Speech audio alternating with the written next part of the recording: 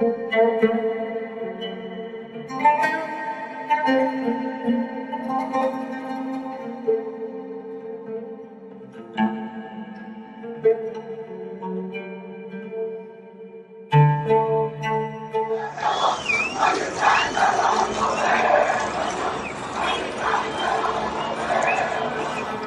was arrested in July 2012 by the Air Force intelligence. That was a horrible experience, given the torture, the exercises they have against the detainees and all the people who happen to be there. My name is Ayman Akkad, 29 years old, from Aleppo, Syria. I was kept in a room that's approximately 10 square meters with 120 people in horrible conditions. One story that stuck in my mind out of there is a guy who was tortured for 16 hours. His body was thrown into the cell with open wounds, almost dead, barely survived that. We had to take care of him. I have first aid kind of background. Started cleaning his wounds, struggling to keep him cautious with us, talking to us early. In around 12 hours, he passed out. So we started yelling at the guards, knocking the door and yelling, all of us. Then eventually they came and took his body. We thought he's dead, but his heart was beating. After 2 days, I think, they took us out of the cell, blindfolded. We climbed up to the guard's room. We saw his body there. He was dead.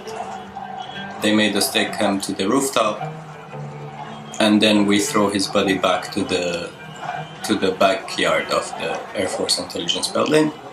After I was released, I learned that there were so many burnt bodies thrown around the city of Aleppo, just to tell the people that the terrorist actually did that. But we all know who's the terrorist.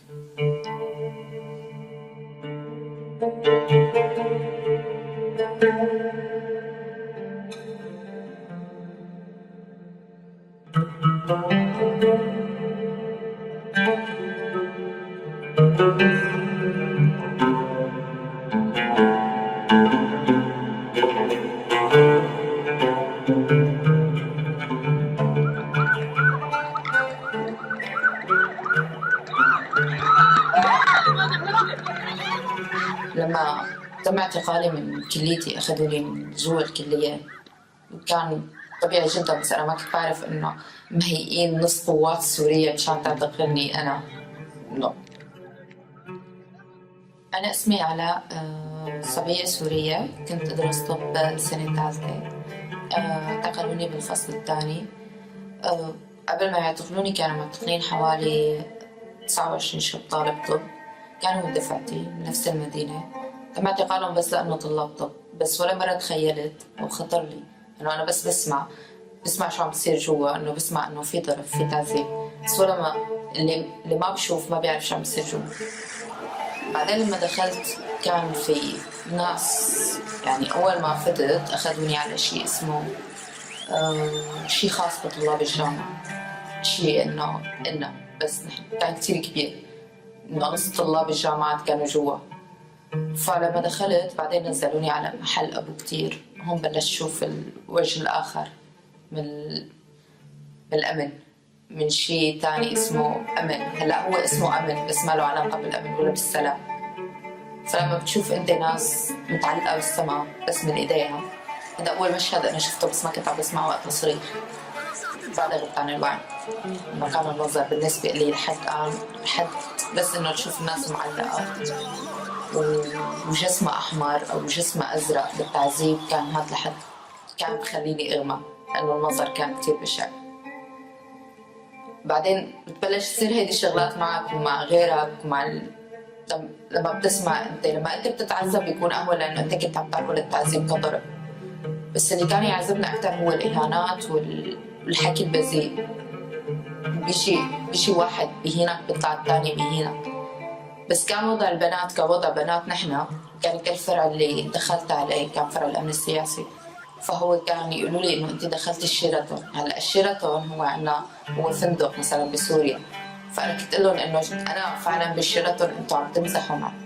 كان أصعب موقف لما فيق بالليل على صوت الصريخ، تحس جسمك كله عم يرجف، بس يرجف أكثر لما هذا الصريخ ينطفى وتعرف إنه اللي تحت التعذيب مات، ويجي الصوت على أقرب حاوية زبالة. تبلش هون أنت تبكي، يا رب يكون أنا مو هو، لأنه أنا كنت بنت ماني متزوجة، ما عندي أطفال، ما عندي عائلة، عندي أهلي يمكن يزعلوا علي شوي، بس يمكن هذا عنده لا. كانوا كل اللي مثلي يفكروا إنه يا ريت نحن اللي مثلنا مو هو، يا ريت هو يطلع يشوف عائلته. بعدين صرت أفكر برفقاتي اللي اعتقلوها، إنه أنا ما اعتقلت معهم بنفس الوقت، بس صرت شوف هن شو عم بيعانوا. ما بدي اشرح اسباب، اذا بدي اشرح اساليب التعذيب يمكن بدي سنتين لقدام لاحكي، لانه كل مره بيبتكروا شيء جديد. اللي بنستغربوا كيف كانوا يقدروا يضحكوا وهن عم بيعذبوا الناس والناس عم تصرخ. غير الحكي تبع المنفردات اللي هي عالم اخر، لما انت بيحكموا على واحد بمنفرده، يمكن هذا الشيء بموت. بتذكر مره انا كنت فيق بالليل على صوت صريخ ولد عم يبكي جوا، بده يطلع، صار له شي 60 يوم يمكن، لا أكل ولا شرب، يعني يا دوب أكل، بيعطوه شي يعيش، بيرفسوا له إياها بإجره. قمة الذل، قمة الإهانة. وبعدين خلص كل شي، إنه الولد بينطفى من البكي وبينام، بينطفى من الوجع وبينام، لأنه هو بفيق من الصبح يعني الساعة 6 بضل مشبوح للساعة 3 بالليل عم يضل بالتعذيب وإهانة. أنا ما كنت أتوقع إنه أنا رح أطلع، وببالي إنه أنا بس طلعت خلص هذا العذاب رح يروح، رح أنسى. بس أي حدا أي معتقل وقت بيطلع كل هدول الشغلات بتضلوا براسه. أنا بحس بتأنيب الضمير لما أنا بفتح باب البيت الصبح وبدي أطلع على جامعتي أو بدي أطلع مدرستي، وفي 29 شاب من رفقاتي كان عندنا نفس الحلم ونفس الأمل، وإنه نحن نكفي دراسة سوا ونفس المستقبل. بالأخير هن ما معروف عنهم شيء، مختفيين، أصلا ما حدا بيعرف قد في عالم جوا ماتت، ما بتعرفوا قد في جثث انكبت بالحاويات. وأنا حالياً ما بعرف مصيره. كل يوم الصبح عندي غصة إنه أنا طالعة على دراستي وهن لا.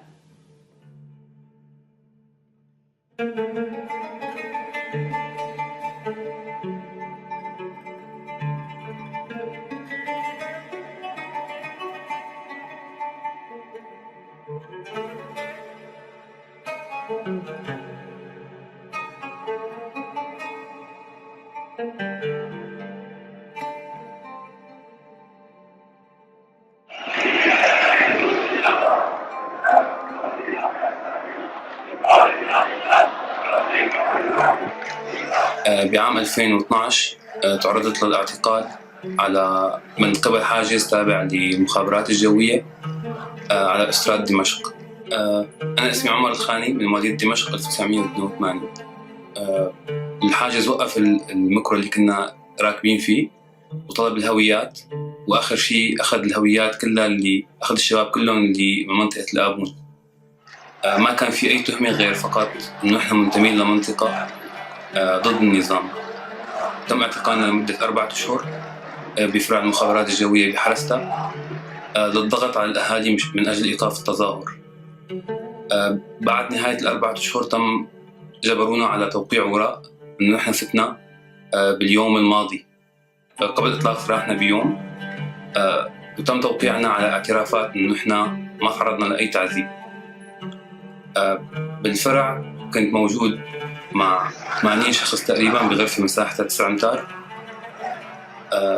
كان يتحتم علينا إنه ننام وناكل ونعقد ونفيق على التراتب. كنت أنا مضطر إنه أقسم وجبة نهاري مع جردون، لأنه كان المكان اللي أنا بقعد فيه قريب من التواليتات. بكل يوم كنت مضطر أقسم للجردون نص الأكل تبعي مشان يشبع هو وما يكون عليه خطر منه. هاي القصة وكتير قصص عم يعانوا منها مسجونين بمئات الألوف لهي اللحظة موجودين بمعتقلات الأسد. الضغط ممكن يخلي هدول المسجونين يطلعوا من هاي السجون.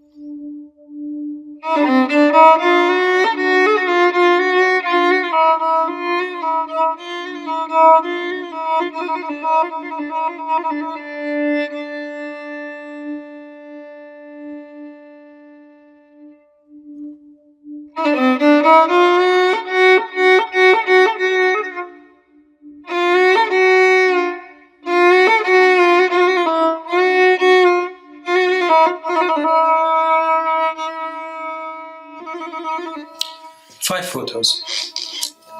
That's all we have. When they took Hazem, they took his phone. When I left Syria, I didn't have my phone with me. When you think about it, 5 years ago, my brother was arrested. And now all I have is 5 photos and the memory of him.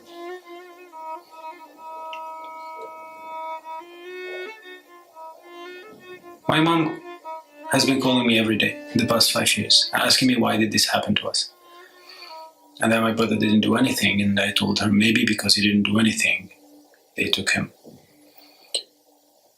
Just 1 month ago we learned, by accident, by chance, that my brother was executed by the regime 3 years ago. My brother was executed 3 years ago, but he was alive, like to us, 3 months ago. This is what happens. When someone gets arrested, all his family falls in the same prison with him. My mother was detained for the past 5 years. So was I. So was my brother. They arrest our memories. They target us with uncertainty. They humiliate us with uncertainty. They weaken us with uncertainty. Hazem is in a better place now. But there's a lot of people like Hazem that you can save. So please stand with them.